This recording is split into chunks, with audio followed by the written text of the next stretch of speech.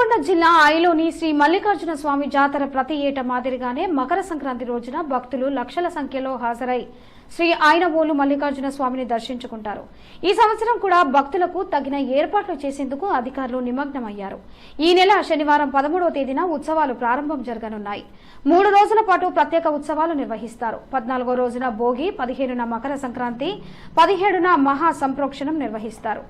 మకర సంక్రాంతి రోజున ప్రభబండ్లు తిప్పుతారు. సంక్రాంతి నుంచి ఉగాది వరకు జాతరకు పెద్ద సంఖ్యలో భక్తులు విచ్చేసి దర్శించుకుంటారు.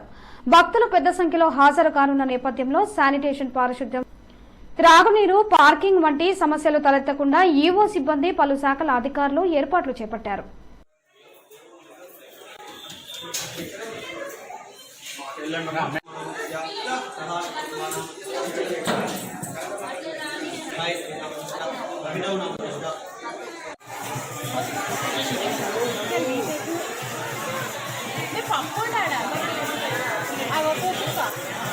Apa